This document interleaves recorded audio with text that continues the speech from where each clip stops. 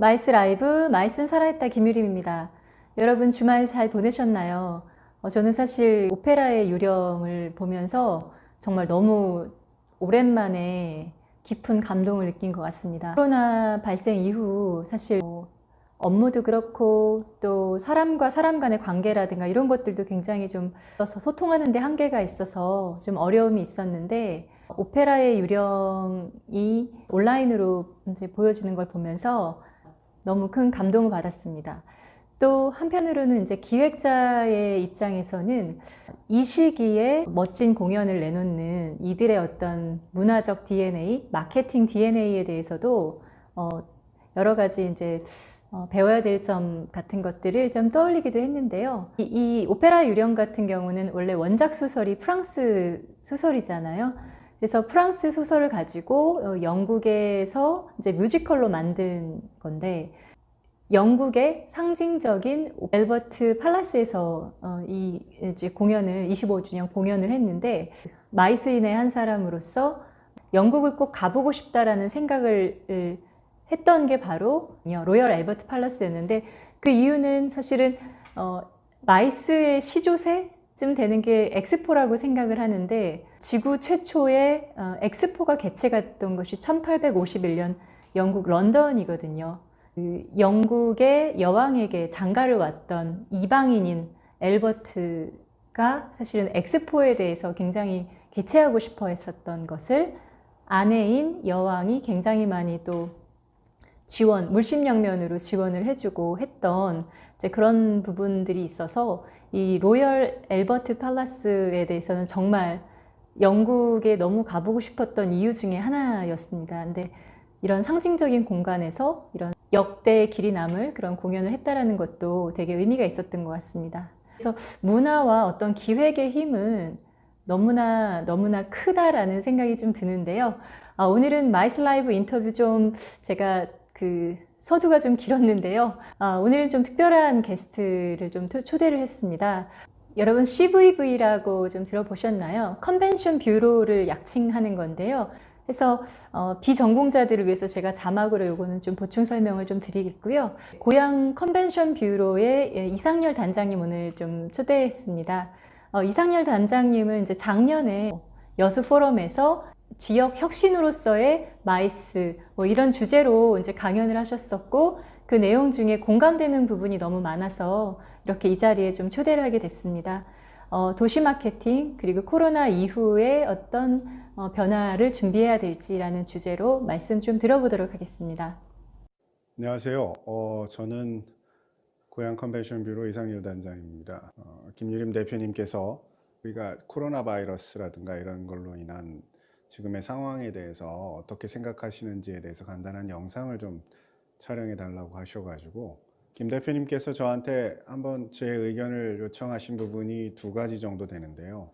하나는 제가 이제 주력으로 하고 있는 도시 마케팅 분야가 어떻게 될 것이냐 하는 부분하고, 또 하나는 지금 이제 마이스 산업이 앞으로 어떤 식으로 갈 것이냐 하는 부분에 대한 얘기인데, 시간이 길지가 않기 때문에 자세하게 제가 생각하는 부분을 다 말씀드릴 수는 없을 것 같고요.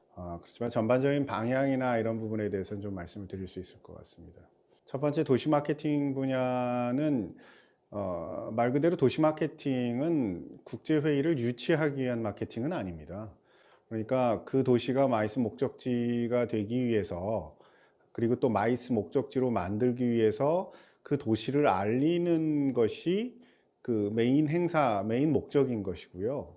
결국은 개최지 선정에 있어서의 역할은 주최자들의 몫이죠. 주최자들의 몫인 거고, 다만 그 도시가 가지고 있는 마이스 목적지로서의 장점이나 이런 부분들을 얼마만큼 주최자들한테 효과적으로 전달할 수 있느냐 하는 부분이 도시 마케팅의 가장 큰 목적이라고 생각을 합니다. 그리고 또 하나는 내적으로 보면 단순히 그냥 있는 걸 발굴해서 홍보하는 것도 되겠지만, 도시가 정책적인 과정에서 그 도시가 어떻게 마이스 목적지로 거듭날 수 있을 것이냐 하는 방향으로 있어서 어찌 보면 정책을 만들고 하시는 분들한테 있어서 적절한 권고와 또는 다양한 자료들을 제공함으로 인해서 그분들이 올바른 결정을 내릴 수 있게끔 하는 역할도 도시 마케팅 기구, 도시 마케팅 담당하는 DMO 입장에서는 해야 되는 역할이라고 생각을 합니다. 지금 현재 사실은 전 세계가 워낙 다변화되고 이게 그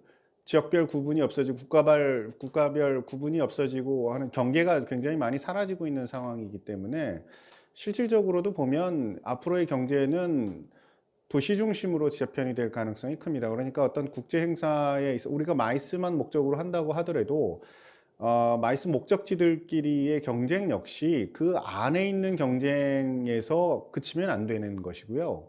결과적으로는 그 같은 정도의 현황과 아니면 인프라를 가지고 있는 전 세계적인 도시들과의 경쟁이다 이렇게 봐야 될 것 같습니다. 그래서 앞으로 그러한 경쟁은 더 그러니까 치열해질 수밖에는 없는 상황이죠. 그러니까 그런 것들에 대응하기 위해서 얼마만큼 그 도시가 가지고 있는 유니크한 부분, 그 다음에 또 주최자들의 행사 편의성, 그리고 이제 가장 요즘 글로벌에서 떠오르고 있는 의제인데요. 안전하느냐 하는 부분하고 이번에 코로나 사태도 마찬가지죠. 그 도시가 이러한 그 바이러스 사태와 같은 공중보건이나 이런 문제가 생겼을 때 그 도시가 그걸 해결할 수 있는 능력이 있느냐, 또 하나는 거기에 대처할 수 있는 능력이 있느냐라는 것이 앞으로 마이스 목적지가 되는 데 있어서 굉장히 중요한 부분이 될 것이고, 또 그 DMO는 그런 부분들을 잘 준비를 해서 주최자들로부터 그 신뢰를 얻을 수 있는 방안, 그런 걸 찾아야겠죠. 그렇다고 생각을 합니다. 두 번째는 지금 이제 마이스가 코로나 바이러스 사태에 어떻게 될 것이냐라는 부분인데, 이제 많은 분들이 디지털 마케팅, 디지털에 대해서 얘기를 하십니다. 근데 이제 그 부분은 사실 엄밀히 말하면 새로운 게 툭 튀어나온 건 아닙니다. 사실 최근 몇 년간 글로벌에서는 이 디지털로의 변화에 대한 얼마만큼 빨리 적응할 수 있을, 미팅 인더스트리가 적응할 것이냐라는 부분에 있어서에 대한 이야기들은 있어 왔고, 다양한 시도들도 있어 왔습니다. 근데 이걸로 인해서 그러면 디지털 미팅 시장, 디지털 이벤트나 버추얼 미팅과 같은 여러 가지 디지털 미팅으로 인해서 그러면 미팅 시장이 줄어들 것이냐 하는 부분은 아닙니다. 그러니까 제가 판단하고 있고, 그 다음에 글로벌에서도 그렇게 판단하고 있지만, 미팅 시장의 마이스 산업의 시장의 전체적으로는 규모가 크게 달라질 건 아닙니다. 다만 형태가 바뀌는 것이죠.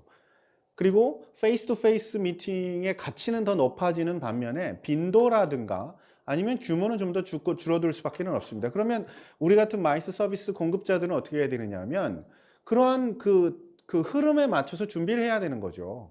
그러니까 단순히 지금 어떻게 보면 코로나 사태로 인한 가장 큰 수혜자가 줌이라면, 그러면 그 전에 주최자 입장에서는 이런 디지털 미팅에 익숙하지 않으니까 제대로 디지털 미팅을 할 수 있는 서비스 체계를 맞추어서 그런 것들을 서비스화하고 규격화시켜 가지고 주최자들한테 제공을 함으로 인해서 새로운 시장을 만들어야 되는 것과 같은 영역이 필요한 거죠. 그러니까 대비가 필요하다는 얘기입니다. 그러니까 사실 제가 얼마 전 기고문에서도 썼는데, 결국 우리가 이런 국가적 재난 사태가 있을 때마다 똑같은 얘기를 하고 있지 않습니까? 근데 우리는 그거에 대한 대비한 그런 어떤 체계를 한 번도, 위기관리 체계라든가 아니면 대응 체계에 대해서 업계 전반이 함께 이야기를 하면서 대응 체계를 구축한 적이 없습니다. 그래서 이번이 그런 계기가 되었으면 하는 바람을 가지고 있습니다. 그리고 조금 더 지금보다는 우리 안에서의 경쟁보다는 글로벌에서 어떻게 전 세계적으로 어떤 것들이 트렌드가 되고 있고 그 안에서 우리가 가지고 있는 경쟁력이 얼마인지를 냉정하게 비교를 하고 그런 것들에 대한 대응 방안을 찾으려고 하는 노력이 절실한 때가 아닌가 그렇게 생각을 합니다. 간단하게나마 제 말씀을 드렸고요. 기회가 있으면 좀 더 자세하게 또 말씀을 드리도록 하겠습니다. 어려운 시기입니다. 좋은 준비에 항상 위기 끝에는 기회가 있는데요. 어쨌든 준비되지 않은 자에게 기회란 없습니다. 그러니까 아무리 힘드시지만 그래도 이 사태가 끝나고 나서 어떻게 기회를 찾을 것인가에 대한 생각과 그리고 실질적인 행동 방안들을 찾으시는 그런 시간들이 되셨으면 좋겠습니다. 감사합니다. 네, 말씀 너무 잘 들었습니다. 사실 공감되는 말씀이 너무 많은데 그 중에서도 이제 가장 와닿는 거 하나를 더 꼽는다고 한다면 페이스 투 페이스의 가치는 더 중요해진다. 그러나 빈도는 낮아질 것이고, 그리고 더 규모는 더 이제 뭐랄까 전문화되고 축소될 가능성이 있다. 많은 이제 공감이 가는 부분인 것 같습니다. 말씀을 들으면서 도시 마케팅과 마이스와 도시 마케팅, 뭐 뗄래야 뗄 수 없는 것 같은데요. 마이스는 도시가 생명력을 얻는 데 있어서 아주 중요한 하나의 수단이 될 수도 있는 것이고, 도시의 생명력이 마이스를 살아 숨쉬게 하는 그런 연관이 있지 않나라는 생각을 하고요.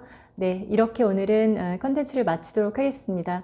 영상 보내주신 이상열 단장님께 진심으로 감사드립니다. 다음에 또 뵙겠습니다.